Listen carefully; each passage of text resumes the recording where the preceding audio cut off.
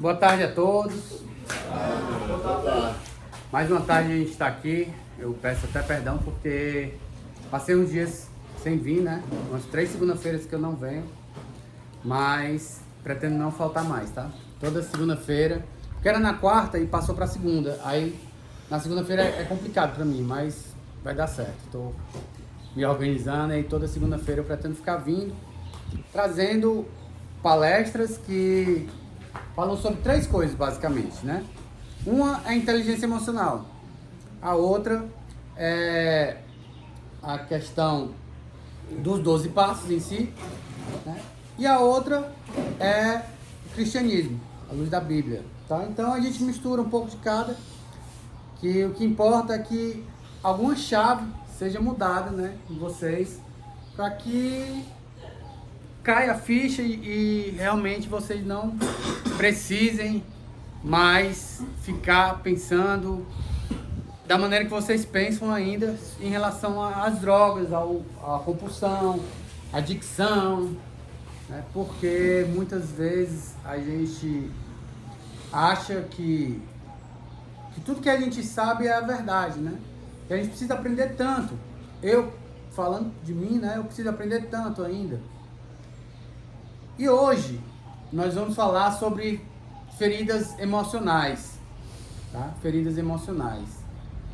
Por que é tão importante falar nas nossas feridas? Porque é tão dolorido, né? Tocar nas nossas feridas e muitas vezes nós nos resguardamos disso, colocamos um pano em cima disso, enterramos isso, fazemos de conta que isso não existe.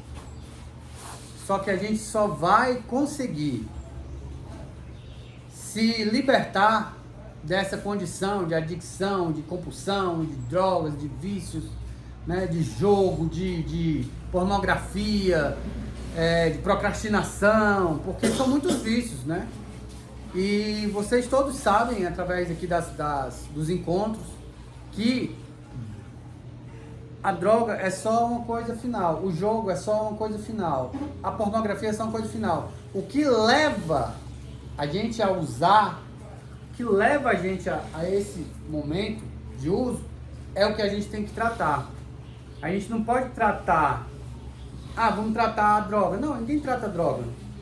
A droga vai estar lá, não vai acabar nunca, vai estar lá em todas as bocadas. A pornografia está lá mais fácil ainda, que só acessar um celular, uma coisa. O jogo vai estar lá, hoje em dia tem milhões de joguinhos, então a gente precisa aprender o que é que vai fazer eu chegar até esse momento do uso, até esse momento que eu tô lá, e depois que eu uso, depois que tem a sensação de euforia, vem a tristeza, vem arrependimento, vem o desânimo, vem muitas vezes a angústia e a sensação de que a gente é impotente completamente. A sensação de que a gente não vai conseguir, poxa vida, cair de novo. Vou me apresentar para algumas pessoas que ainda não me conhecem. Eu sou Leudo, chamo Leudo Júnior. Sou formado em filosofia, tenho uma formação em inteligência emocional, coach e hipnoterapia. Aí agora eu estou terminando uma formação em PNL, que é Programação Neurolinguística. Sempre buscando aprender, né? E eu aprendo muito com vocês, porque eu passei 5 meses nesta mesma clínica que vocês estão, no ano de 2013. 2013 eu passei 5 meses internado aqui na Caminho da Luz. Tá?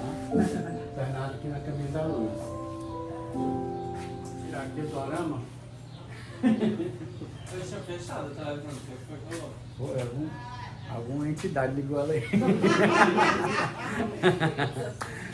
Pessoal, então a gente precisa encontrar esse motivo, essa motivação que vai fazer a gente a usar, né? São muitas vezes defeitos de caráter, mas esses defeitos de caráter também têm uma raiz. Também tem uma raiz. E o que é que levou a gente a ter nossos defeitos de caráter? Onde está a raiz disso tudo? Onde começa isso tudo? E eu vou falar para vocês começa tudo isso nas nossas feridas emocionais, nas nossas feridas quando nós somos criança. Criança até 12 anos é considerado criança, então, mas cognitivamente falando, até os 7 anos de idade é o período mais crítico, do 0 aos 7 anos. Existem 5 feridas emocionais que muitas vezes acontecem com a gente. Essas feridas vão causar buracos. E esses buracos, essa falta, esse sentimento de falta, esse sentimento de que eu fui abandonado e etc., que eu vou já falar quais são as 5 aqui, esse sentimento, eles causam um vazio existencial. E esse vazio a gente vai buscar através do preenchimento, né? A gente quer preencher com alguma coisa, com alegria, com euforia. E muitas vezes a gente experimenta uma substância que no começo é muito bom.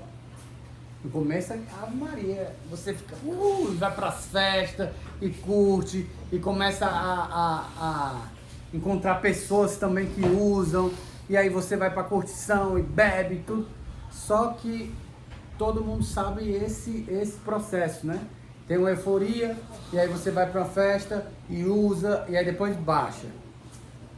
Aí depois você usa de novo, aí já não é mais a mesma coisa. Chega lá perto e tal, mas baixa. Aí vai usando.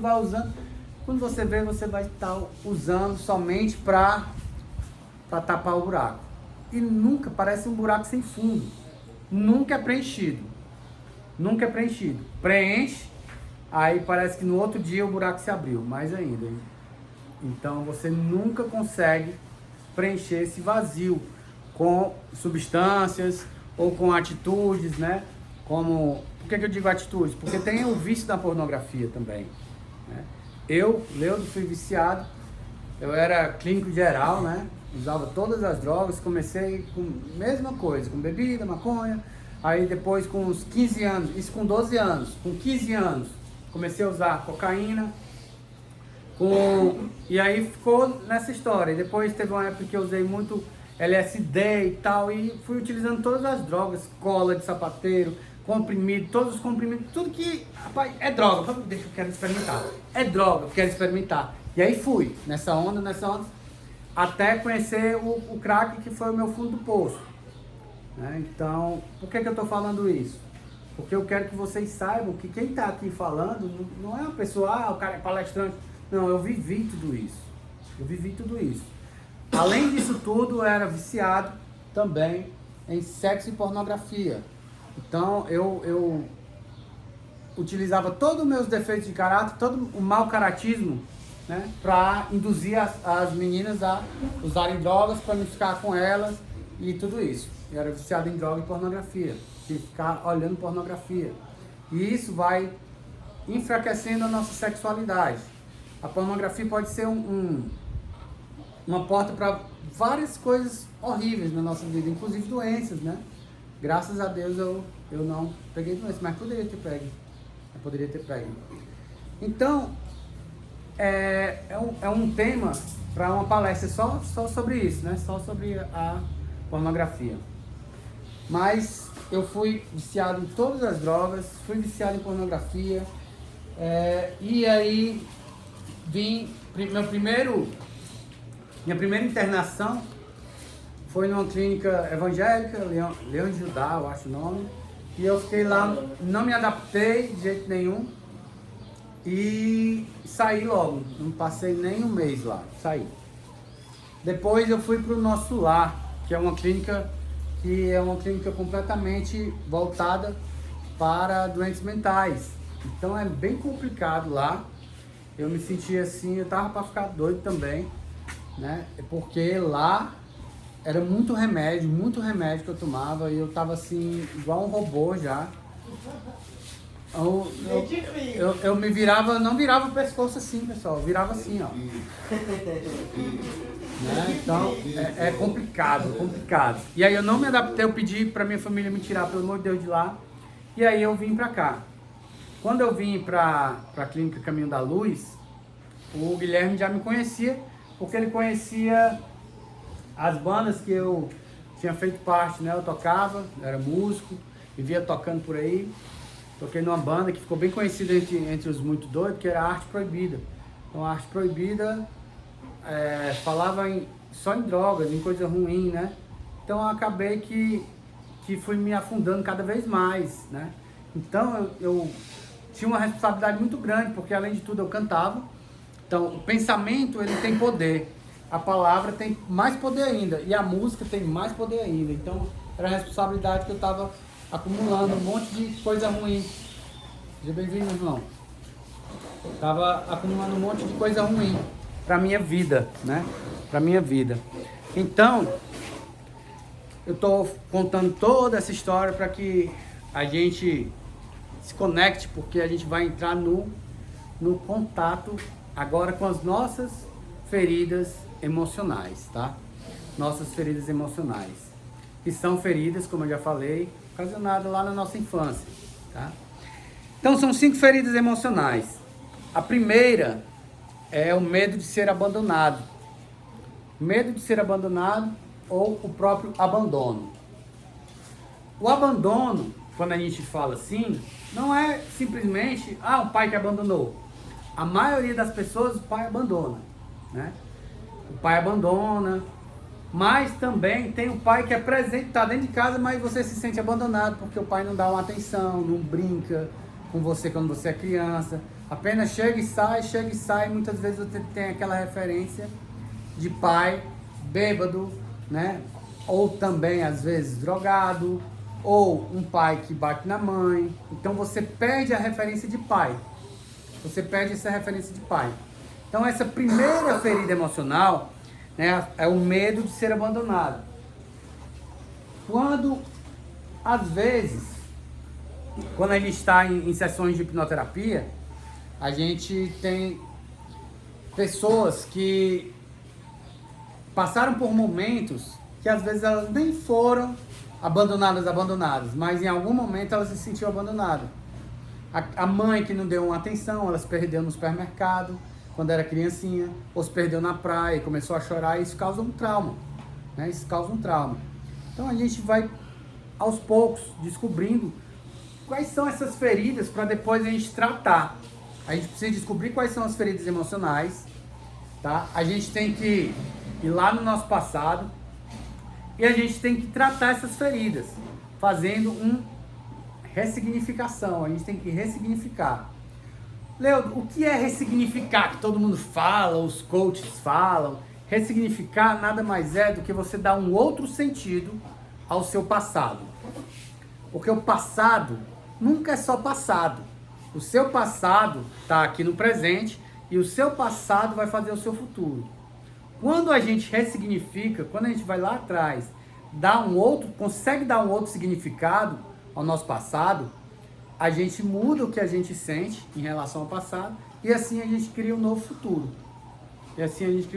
Então a gente precisa saber, primeiro, identificar quais são as feridas emocionais. Segundo, voltar lá, né, dar um novo sentido. Através de quê? Como é que a gente dá um novo sentido? Muitas vezes através do perdão, que vai ser a forma de ressignificar mais difícil. Mas eu vou dizer uma coisa: enquanto você não conseguir perdoar de coração, esse seu passado vai continuar te perturbando, vai continuar criando esse vazio. Enquanto você não perdoar, esse passado vai trazer o vazio. E você vai querer preencher com droga, com pornografia, com doideira, com bebida, e não vai preencher. Não vai. Por isso é tão importante, agora entrando num assunto paralelo, que é os 12 passos, né? Por isso é tão importante o 4º passo. Qual é o 4º passo? Fizemos um profundo e destemido inventário moral. Quando você escreve o seu inventário moral, dizendo tudo que você passou na vida, todas as pessoas que você precisa perdoar, tudo aquilo que lhe machucou, você precisa escrever, para depois você confessar. Aí eu pego aqui, eu estou trabalhando inteligência emocional, eu vim aqui para os 12 passos e à luz da Bíblia tem o confessar. Porque está lá escrito, se a gente confessar, os nossos pecados estão perdoados. Então tá tudo interligado. Tá? A gente precisa curar a nossa criança interior. A nossa criança precisa ser curada para que nós, hoje, adultos, possamos seguir sem culpa, sem ressentimentos, sem mágoas. Porque essa mágoa, essa culpa e esse ressentimento está fazendo um buraco no seu coração. E você quer descontar inconscientemente, querendo se destruir, porque muitas vezes você não tem uma crença de merecimento, você acha que não merece, você acha que você é assim mesmo, que a vida é assim mesmo, ou que você usa porque é culpa de fulano, culpa de cicrano, culpa do governo, culpa do traficante, culpa da mãe que abandonou, culpa do pai que bateu. Sabe, a gente quer colocar a responsabilidade nas outras pessoas, que na verdade a responsabilidade é nossa. E aí a gente está aqui para tentar fazer que vocês tenham um nível de consciência. Poxa vida, a responsabilidade é toda minha e eu preciso identificar o que foi que aconteceu na minha infância para depois eu conseguir ressignificar, perdoar, virar a página para eu conseguir seguir. Porque senão a gente não vai conseguir dar os primeiros passos. Porque a gente fica limpo e tem recaída. Fica limpo e tem recaída. Porque a gente está tratando a droga. E não é tratar a droga, é tratar o que nos leva a usar a droga. É tratar as emoções. A gente precisa tratar as emoções. Racionalmente, a gente tem um lado racional e um lado emocional. Racionalmente todo mundo sabe que droga não presta. Racionalmente todo mundo sabe que cigarro faz mal. Mas emoção, a gente é levado pelas emoções, a gente precisa tratar a emoção. Qual é a emoção lá no fundo que faz com que a gente volte lá e use a droga? O que é que você sente em relação a você mesmo?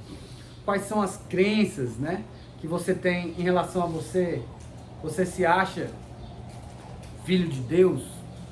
Se você se achar realmente filho de Deus, você vai ter todo o poder de um filho de Deus. Tem gente que não se acha digno, porque já errou, porque já fez coisas horríveis. Eu também fiz coisas horríveis. Na minha época de adicção. Mas existe um que pode te perdoar. Né? Existe um que pode te perdoar. E quando você entende e preenche esse vazio, primeiro você ressignifica, entende de onde vêm suas feridas, e quando você preenche com o verdadeiro amor, que é o amor de Deus, independente se você teve amor de pai ou não, você consegue superar. Então todas as minhas palestras, vou repetir aqui, eu trago um pouco de inteligência emocional, um pouco de 12 passos e um pouco da luz da Bíblia. Tá? Então a gente precisa percorrer por esses três. Porque o quarto passo nada mais é do que a gente descobrir onde é que está as nossas feridas. E às vezes, quando a gente está escrevendo o quarto passo, a gente vai lembrando. Tinha coisas quando eu escrevi o quarto passo, eu nem lembrava. Aí você vai escrevendo e vai lembrando. E depois você escolhe um padrinho e você confessa para ele. E você fala para ele tudo que você já fez de ruim. Coloca também as coisas boas, você vai escrever, ali você vai colocar em movimento a sua mente para ela ir atrás. O que foi que eu passei, que eu cheguei até aqui, né? Então precisa de ação, pessoal. Precisa, quando vocês estiverem trabalhando aqui, fazendo os trabalhos aqui da clínica, pegar o quarto passo e escrever. Para vocês terem uma ideia, aqui na clínica eu escrevi 603 páginas. Tá lá em casa ainda no meu caderno. 603, todo dia. A galera ficava conversando besteira, eu ficava no meu cantinho, escrevendo. Eu sempre gostei muito de escrever e ler, né? Então eu ficava escrevendo. E isso foi uma terapia. Isso é muito terapêutico, você escrever, né? Então, Eu divaguei bastante, vamos voltar aqui para as feridas emocionais, tá? A segunda ferida emocional é o medo de ser rejeitado. A primeira, medo de ser abandonado. E a segunda é o medo de ser rejeitado. É diferente, tá? É diferente. Você não... Oi? A primeira é o medo de ser abandonado. E a segunda é o medo de ser rejeitado. Quando você é rejeitado, quando você é criança, quer se enturmar e você é rejeitado. Quem é que já foi... como é quando você vai jogar no futebol? Café com leite. E muitas vezes a gente é café com leite na vida. As pessoas não dão valor a você e você fica ali e você se sente rejeitado. Às vezes você é café com leite na sua própria família. E é muito pesado isso. É muito pesado. Quando você é café com leite na sua família. Você não se sente amado. Você não se sente abraçado. Você não se sente protegido. Né? Então, essa é uma ferida emocional que precisa ser tratada. Precisa ser tratada. A gente precisa ir lá na causa. O que é que fez com que eu chegasse até hoje aqui internado numa clínica? O que fez com que eu... Será que eu fui rejeitado? Às vezes a gente para assim, pensa e diz, não, eu não fui não. Mas na hora que a gente está escrevendo o passo, a gente vai lembrando. A gente vai lembrando. Né? Então, essa é uma ferida emocional bem pesada. Eu passei por todas elas, tá? Na separação dos meus pais, eu me senti abandonado.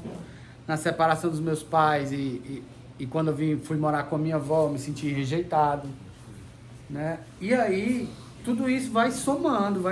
E depois você quer preencher esses vazios que essas feridas causaram com euforia, com alegria, né? Poxa, eu não fui alegre, tá? Eu quero alegria. Então, quando alguém te oferece uma substância que você... então, você acaba se apegando àquilo ali. Poxa, e aí você entra em um grupo que você pensa que é aceito. Imagina, você é rejeitado. E aí você entra num grupo de amigos que você é aceito porque você é muito doido. Você se sente acolhido. Então, inconscientemente, você não quer mais sair daquele grupo, não quer sair mais daquele lugar, não quer sair mais daquela rotina de sair pra festa, de beber, porque você se sente ali naquela alegria, naquela euforia. Então, isso é uma coisa muito importante a gente entender. Porque primeiro, vou repetir, a gente precisa entender para depois a gente ressignificar. Porque muitas vezes as pessoas nem entendem. Nem entende porque que usa droga. Acho que usa droga porque alguém me ofereceu, eu acabei usando e eu sou adicto. E aí aqui na clínica, as pessoas falam que você é um adicto e não tem cura. Né? É um adicto e não tem cura. Isso é uma crença também. A minha crença é que Jesus me curou. É uma crença minha. Eu me arrepio todinho quando eu falo isso. A minha crença. Você pode ter a crença que... A minha crença é que Jesus me curou. Então, quais são as crenças que estão fazendo você continuar onde você está? Sabe? A minha crença é que Jesus me curou. E a minha crença é que Jesus pode curar qualquer um de vocês. Assim, vocês ficarem limpos, felizes, famílias prósperas, filhos felizes, famílias restauradas, vidas restauradas. Eu acredito nisso plenamente, tá? Mas para isso a gente tem todo um trabalho para fazer. A gente tem que arregaçar as mangas, porque não é de uma hora para outra, né? Não é de uma hora para outra. Jesus fez várias curas. Na Bíblia está lá escrevendo várias curas. Cada cura ele curou de um modo diferente. Então eu não posso me espelhar numa cura e achar que eu vou ser curado daquela forma. Às vezes é bem devagar. Às vezes é bem devagar. Outras vezes é de uma hora para outra. Outras vezes é de uma hora para outra, né? Que a cura vem. Mas você precisa acreditar. Porque se você não acreditar, como é que... Tanto é, vou falar aqui para vocês, todas as curas de Jesus, o que é que ele dizia? Vai, a tua fé te curou. É a fé de vocês que vai curar vocês. É a fé de vocês. Não é uma coisa fora. É uma coisa que já está aí com vocês. Né? Ele diz, a tua fé te curou. Então a gente precisa crer nisso. A gente precisa crer que a gente pode mudar. Pessoal, isso é tão sério. Porque tem gente que acha que não pode mudar. Tem gente que já teve tanta recaída, meu Deus. Teve gente que já sofreu tanto. Já fez tantas pessoas sofrerem, como a família e tal. Que aí as pessoas perdem a esperança.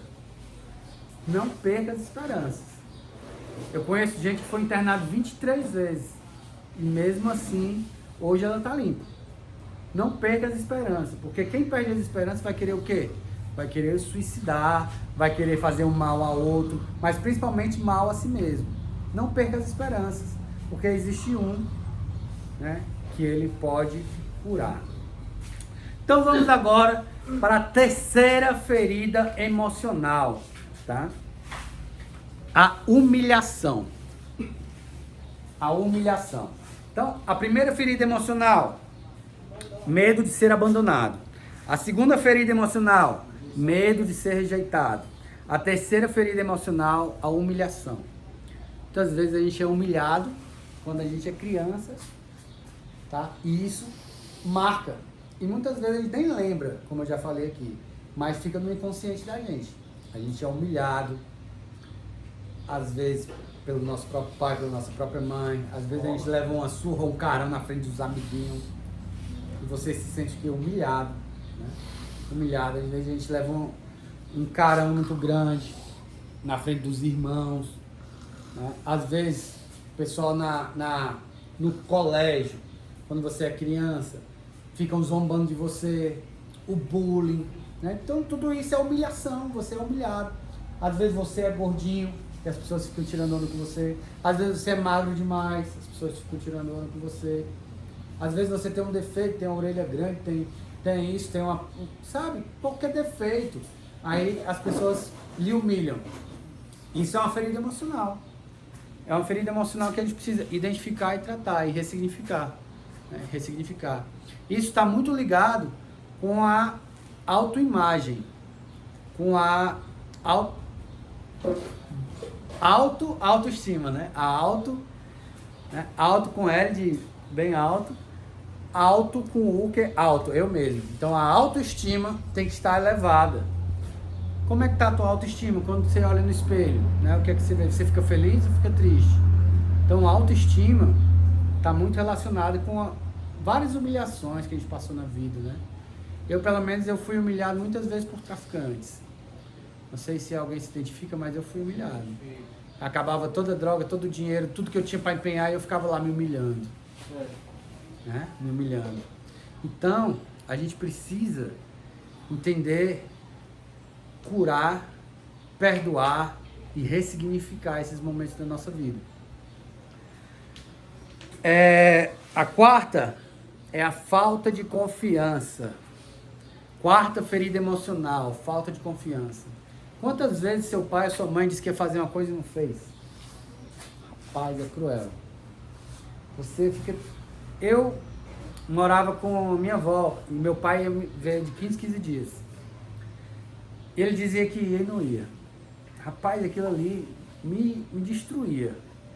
Me destruía. Porque eu ficava esperando ele, eu me arrumava, sabe? Meu pai, meu herói, meu paizão, então... nem aparecia, não dava nem notícia.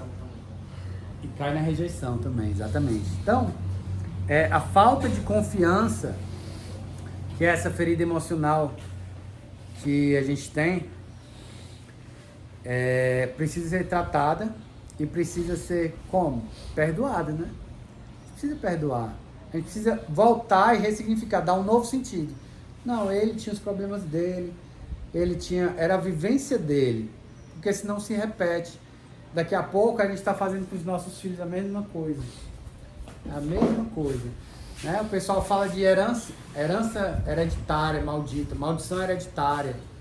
O que aconteceu com minha avó, aconteceu com a minha mãe, aconteceu com a minha mulher, vai acontecer com a mulher do meu filho. O que aconteceu com meu avô, aconteceu com meu pai, aconteceu comigo, aconteceu com meu filho. Então a gente precisa quebrar isso, ressignificando, perdoando. O perdão, ele vai quebrar essa maldição. Porque senão você vai passar essa rancor, essa mágoa para a próxima geração. A próxima geração que vai vir aí, vai vir também. Você vai descontar nele inconscientemente. Não é que você queira. Não é que você queira. Não é assim, eu vou fazer de maldade. Não, é inconsciente. Inconsciente você vai repetir os padrões, né? Na religião, fala sobre maldição hereditária, né? Na neurociência, vai falar de repetição de padrões. A gente fica repetindo os padrões dos nossos pais. A gente repete os padrões dos nossos pais. E por último, a quinta ferida emocional é a injustiça, né? Quem não se sentiu injustiçado na vida, né? Injustiçado na vida. Então, seu irmão ganhou uma coisa e você não ganhou. Ou você estava no colégio e não fez uma coisa errada, mas você foi culpado, sem ter feito nada. Ou então, apareceu uma coisa quebrada e você levou uma surra sem nem ter quebrado. Então, esse sentimento de justiça, que é também na infância que acontece, também vai marcando a gente. Então, todas essas feridas emocionais precisam ser tratadas, precisam ser ressignificadas, tá? Precisam ser tratadas e ressignificadas. A gente precisa entender a motivação que levou as pessoas a fazerem essa injustiça comigo. Porque senão eu vou ficar com raiva, eu vou ficar com mágoa, eu vou ficar com rancor, eu vou querer descontar, eu vou querer me vingar. Como é que eu vou me vingar do meu pai porque ele fez uma injustiça comigo? Eu vou fazer mal para mim mesmo. Vou fazer mal para mim mesmo. Eu vou me rebelar contra o que ele ensinou, né? Muitas vezes eu vou me rebelar porque às vezes o sentimento de justiça está em ele ensinar uma coisa e fazer outra. E você, poxa, ele manda eu fazer uma coisa, mas ele faz outra. O meu pai, ele bebia muita cachaça. E como é que ele queria mandar eu parar de usar droga, né? Mas ele não entendia. Hoje, eu ressignifico isso. Eu já ressignifiquei isso. Eu entendo que ele nem entendia o que era adicção, nem entendia o mundo das drogas. Ele bebia a cachaça dele, né? Então, hoje eu perdoo meu pai. Mas eu já chorei muito para perdoar. Chorei. Porque é doloroso, pessoal. O nome já está dizendo, são feridas emocionais. Quem é que quer cutucar a ferida? Ninguém. Mas é necessário. Quando você vai tratar uma ferida, e a ferida está feia, cheia de pus, nem anestesia pega. Quando você tem um acidente de moto, por exemplo, uma vez eu caí de moto e fiquei todo arranhado e ficou tudo inflamado. E eu tive que ir pro médico, o cara foi lavar aquilo ali, rapaz, doeu demais, demais. Mas para lavar as nossas feridas emocionais, vai doer. A gente vai chorar. Para isso, existe o quarto passo. A gente precisa escrever. A gente precisa escrever o quarto passo, pessoal. Esses passos não é só brincadeira, pessoal. Não é só passatempo da clínica. Aí vocês precisam viver os passos. Viver. Passo 1, passo da humildade, né? Você precisa aceitar, né, que você é impotente, né? Aí o passo 2, a gente vai acreditar que existe algo maior do que a gente, porque só a gente não consegue, né? Aí o passo 3, a gente decide, é uma decisão, entregar nossas vidas a Deus, né? A Deus. No meu caso, meu poder superior é Jesus. Então, eu decidi entregar. E o quarto passo, fazer um destemido e profundo inventário moral. Então, o quarto passo é o passo da prática. A gente tem que começar a escrever. E quando eu escrevia, as lágrimas caíam. As lágrimas caíam. Porque eu estava mexendo nas minhas feridas. Quando vocês estiverem escrevendo, eu sugiro, comecem. Pega um caderninho, se você não tem um caderno, pede para comprar um caderno.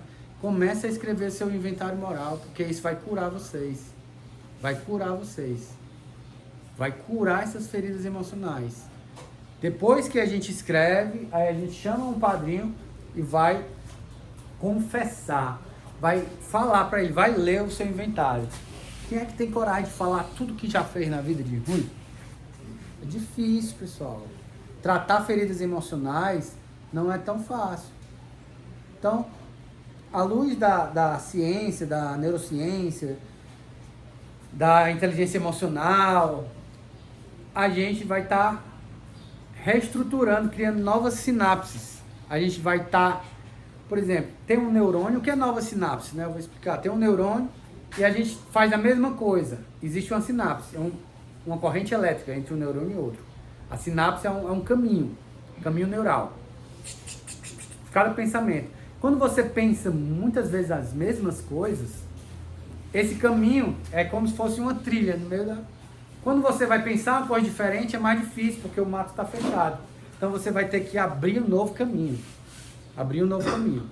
E aí você vai começar a andar por esse novo caminho. E no começo é difícil. Até que essas novas sinapses, esse novo caminho neural, esses novos pensamentos vão tomando conta de você e você consegue pensar diferente. Dessa forma, né, quando a gente vai escrever os 12 passos, ó, a gente vai escrever o quarto passo, que é o inventário moral, a gente está criando novas sinapses. A gente está pensando diferente, a gente está pensando em perdoar.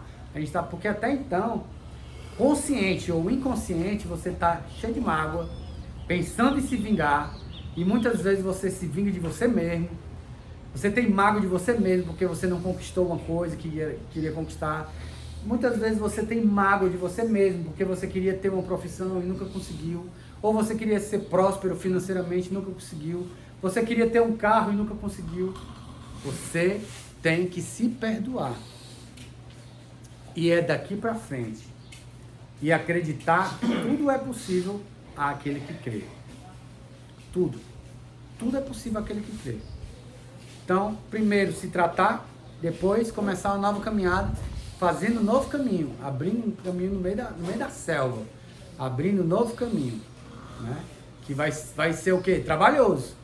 Tem uma trilha feita aqui, toda vida você pensa a mesma coisa, você vai abrir uma nova trilha, com um facão aqui arrancando os matos, é trabalhoso, né? Mas a gente vai ter que fazer isso, para se curar, realmente, porque senão a gente tira aqui os matos, aí anda uma, duas vezes, aí, esse caminho aqui já tá feito, eu vou por aqui mesmo. E aí cai de novo, vai lá pra favela de novo, compra droga de novo, tem recaído, vem pra clínica de novo, e não consegue romper esse ciclo, sabe? Romper esse ciclo de recaídas, enquanto não curar a sua criança interior. A sua criança. Escrevam o quarto passo, o seu inventário moral, tá? Eu tô aqui com o papel, vou dar só algumas dicas para que vocês escrevam, né? Crie na sua cabeça essa sequência, né? Quem tá com papel, vocês podem até escrever. Qual foi a mágoa? A dor? Qual foi a mágoa? Como isso afetou sua visão de si mesmo, a sua visão de Deus e a sua visão dos outros? Você assume a responsabilidade pela sua reação? Qual foi a sua participação nessa mágoa, né? Nessa mágoa. Para que fique mais fácil vocês entenderem, por exemplo, eu tinha uma mágoa com meu pai. Primeiro que ele separou da minha mãe, segundo que ele vinha só de vez em quando para me ver, terceiro que eu tinha os cabelos grandes e levei uma surra dele porque eu tinha os cabelos grandes, porque ele era muito machista. E aí? Aí qual foi a sua mágoa? Eu vou escrever a minha mágoa. Como isso afetou a sua visão de si mesmo? Então eu vou dizer, rapaz, eu fiquei magoado e a partir desse momento eu fiquei revoltado. E acabou gerando uma falta, assim, um vazio, né? E aí você vai escrevendo o que sai na sua cabeça, né? Quais foram as consequências? Né? Quais foram as consequências? Qual o novo caminho que Deus lhe oferece para andar hoje? Então, essa é algumas perguntas, sabe? Então, você pode registrar um fato agradável e um desagradável. De 0 a 11 anos, escreve um fato agradável e um desagradável. Você vai refletir sobre eles. De 12 a 16 anos, um fato agradável e um fato desagradável. Às vezes a nossa mente está tão fechada que a gente só consegue ver os desagradáveis. Mas aconteceu coisa boa também. Aconteceu coisa boa. A gente precisa treinar nossa mente para pensar coisas boas. Porque senão a gente vai ficar num ciclo pensando só as coisas ruins que aconteceu. Poxa, eu tô na clínica, eu usei droga, não sei o que, meu pai me abandonou, não tenho ninguém por mim, as pessoas não confiam mais em mim. Aí fica nessa, pensando, não, esse é um exercício também para que vocês pensem que vocês viveram coisas boas também. Pegar as coisas ruins, ressignificar, mas entender que vocês viveram muitas coisas boas. Sabe o que acontece? A nossa mente, ela funciona por imagens. Quando você fecha o olho e pensa na imagem, a imagem ruim está bem aqui na sua cara e a imagem boa está lá longe. Então a gente precisa trocar isso. Colocar as coisas boas mais perto da gente. Quando a gente fecha o olho e pensa numa coisa, as coisas boas têm que estar bem aqui. As coisas ruins têm que estar longe. Se as coisas ruins estão bem aqui quando você pensa, tem algo errado. Então você tem que ressignificar isso aí para colocar as coisas ruins longe e as coisas boas perto, tá? Já a gente vai fazer um exercício aqui de PNL, que é Programação Neurolinguística, que a gente vai fechar os olhos e a gente vai trazer coisas boas, tá? Aí só mais dicas, né? Isso aqui são só dicas para quando vocês forem escrever o quarto passo, tá? O inventário moral. Aí a gente vai aqui para as perguntas em si. Quais pessoas que marcaram positivamente a sua vida entre 0 e 11 anos? Positivamente. O que cada uma dessas pessoas fez de bom para você e como isso se reflete na sua vida hoje? Né? Aí depois, quais pessoas marcaram negativamente a sua vida nesse período de 0 a 11 anos? O que cada pessoa fez de ruim e como isso se reflete na sua vida hoje? Você vai pensar, calma, são dicas para vocês irem fazendo o inventário moral. Como era seu ambiente familiar? Era bom? Era seguro? Era aconchegante? Era amoroso? Era harmonioso? Era alegre? Tinha compreensão? Tinha aceitação? Tinha diálogo? Tinha comunhão? Tinha uma mesa sentada, todos juntos? Sorrisos? Ou era ruim? Era inseguro? Tinha brigas? Ameaças? Agressões? Era triste? Tinha medo? Mentiras? Injustiça? Intolerância? Indisciplina? Era rígido? Tinha falta de disciplina? Tinha cobrança? Então, analise como era a sua vida familiar. Aí depois você vai escrever. Você teve experiências de rejeição, desamor, abandono, humilhação, ameaças, agressão física, agressão verbal, abuso sexual. Quais foram elas? Muitas vezes, quando a pessoa chega nessa parte, a pessoa trava. Porque ela não quer botar lá no papel que foi abusado sexualmente. Tô falando só para as mulheres, não. Tô falando homens e mulheres. Homem é que trava mesmo. Cara, se você conseguir ressignificar isso, entregar a Deus, como diz no passo 3, fazer o seu inventário, perdoar os abusadores, você vai ficar limpo. Você vai ficar limpo. Que são feridas profundas, que precisam ser curadas. Mas na hora que você estiver escrevendo, você vai travar, você vai chorar, você não vai querer mais escrever, você vai tentar se sabotar. Você vai tentar se sabotar, mas não se sabote, escreva. E depois chama o padrinho e lê, confessa. Depois você pode pegar, tocar fogo, rasgar, jogar no lixo e dizer, rapaz, eu sou livre. Eu não tenho mais mágoa disso, passou. Mas precisa mexer na ferida emocional. Precisa. Certo? E aí depois você pode também estar colocando como foram suas experiências com os amigos. Isso eu estou falando só entre 0 e 11 anos. Aí você vai depois pegar de 12 a 16, e depois você vai pegar de 17 a 24, você vai pegando por fases da vida. E aí você vai começando a lhe entender. Sócrates já dizia, conhece-te a ti mesmo. Você vai lhe entender. E você vai escrevendo, às vezes você não lembra, você vai escrevendo, você vai lembrando. Lembrando. De repente, cai a ficha, você começa a chorar. Meu Deus, eu quero perdoar essa pessoa, mas ainda não consigo. Aí você vai pedir ajuda a quem? Ao seu poder superior. No meu caso é Jesus. Porque tem coisas que a gente não consegue sozinho. E a literatura, os 12 passos já diz isso. Tem coisas que você não vai conseguir sozinho. Tem pessoas que você não consegue perdoar. Você precisa pedir ajuda. Pedir ajuda ao nosso bom Jesus. Que Ele ajuda. Ele ajuda. E assim, talvez tenha pessoas aqui que nem acreditem. Então eu vou falar cientificamente. Cientificamente, quando você tem uma crença, né, você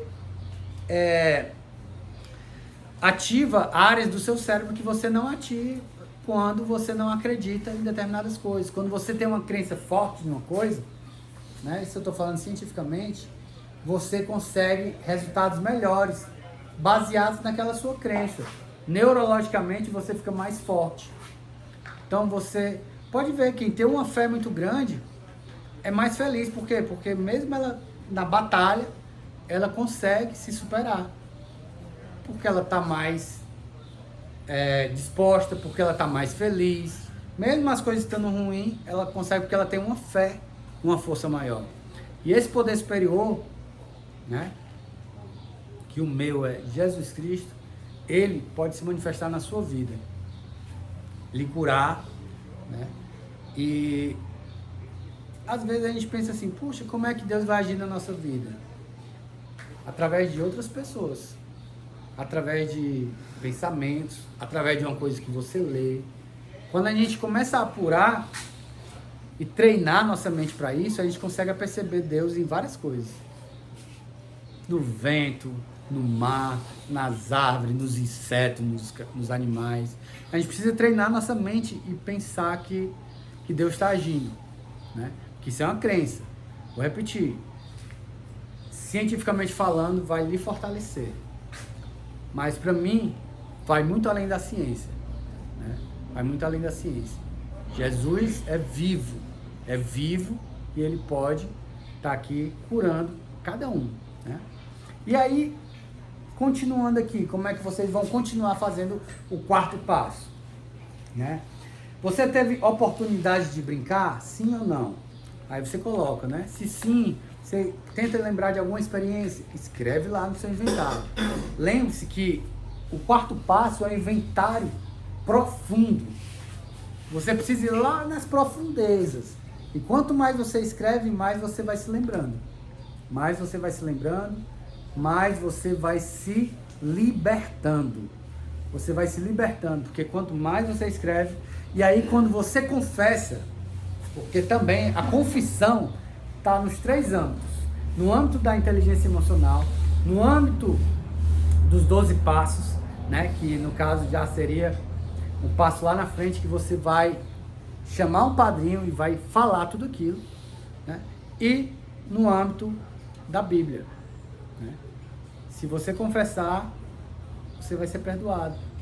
Confessar, ainda tem escrito mais, de todo coração, né? Então confesse de todo coração, faça os 12 passos, chama o padrinho e confesse que vocês vão ser curados, restaurados e vão ficar limpos. E vocês precisam acreditar, certo? E a pessoa, como é que a pessoa vai ficar limpa se ela não acredita que vai ficar limpa? Não vai ficar nunca. Eu te falar, você não vai ficar.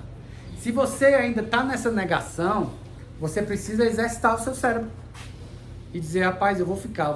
Nem que você não acredite, repita, eu vou ficar limpo, porque a palavra tem poder. Então, faça passo a passo, faça o seu inventário moral, escreva, depois chama um padrinho, sabe, confessa, vai fazendo, só faz, que aí você vai ficar limpo, você vai ficar restaurado. Só faz, tá? E aí, Quais eram suas atitudes e comportamentos mais marcantes? Aí você escreve lá: obediência, calma, segurança, alegria, extroversão, mentira, roubo, rebeldia, desobediência, revolta, agressividade, timidez, insegurança, baixa autoestima, ansiedade, tristeza, depressão, teimosia, sabe? Você vai colocando esses adjetivos e vai pensando em fases da vida que você estava com esses sentimentos, né? E você vai escrevendo, vai escrevendo. Então, qual era o seu conceito de Deus na época, né? Porque às vezes muda, né? Você acredita que Deus é uma coisa, depois começa a acreditar que Deus é outra, muda, vai mudando. Qual era o seu conceito de Deus na época? Qual é o seu conceito de Deus hoje? O que foi que mudou? O que fez para mudar? Né? O que foi que mudou? Então, tudo isso, né, você precisa escrever. E aí você vai colocar de quem você guarda ressentimentos e mágoas e precisa perdoar. Você já tem uma relação de pessoas que vocês guardam mágoas, ressentimentos, que vocês precisam perdoar? Então precisa colocar em prática. Porque às vezes a gente, eu preciso perdoar fulano, fulano, fulano, e nunca coloca em prática. No exercício, quando você escreve que quer perdoar a pessoa, já é meio caminho andado. Às vezes você não precisa chegar para a pessoa e pedir perdão. Às vezes você não precisa chegar para a pessoa e perdoar. Você simplesmente fecha o olho, imagina a pessoa, pede perdão de todo o seu coração. Se for de todo o coração, aquilo ali vai valer. Se for só um exercício mentalzinho, não vai valer. Precisa ser de todo o coração, para que o nosso cérebro, ele não distingue o que é realidade do que é fantasia. Tudo que você pensar, ele vai achar que é real. Então você precisa fazer esse exercício. Fechar o olho, imaginar e perdoar. Certo?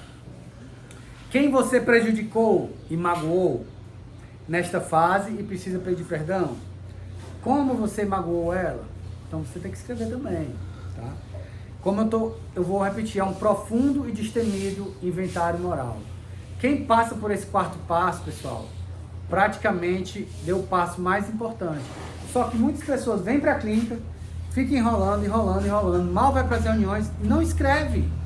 O quarto passo, o passo 1 é da humildade. O passo 2 você entrega a Deus. O passo 3, né, o passo 2 você acredita que o poder superior. O passo 3 você entrega a Deus. O passo 4 é o passo da prática. Você tem que praticar, você tem que sentar, você tem que escrever, você tem que chorar, você tem que se quebrantar, você tem que perdoar. E vai escrevendo, certo? E aí muita gente sai da clínica sem fazer o quarto passo. Aí volta para a clínica. Aí volta para a clínica e não faz o quarto passo. Aí sai da clínica. Aí volta para a clínica. Aí fica nessa, pessoal. Rapaz, vocês têm que decidir de todo o coração. Meu irmão, não quero mais essa desgraça dessa vida. Eu quero mudar. De uma vez. Chega. Chega desse negócio de droga. Chega desse negócio de vício. Chega. Enquanto vocês não der um basta, gritar assim, de insatisfação, do fundo do coração, vocês vão continuar nesse ciclo. Aí se vocês não são capazes nem de escrever, vocês vão ser capazes de quê? Tem que escrever, galera. O quarto passo é escrever. Escreva, se liberte dessas mágoas, perdoe, sabe? Passou. Já era, meu irmão. Outra vida. Bom? E aí, eu espero que vocês tenham gostado. Próxima segunda eu tô aqui de volta. Palmas pra vocês.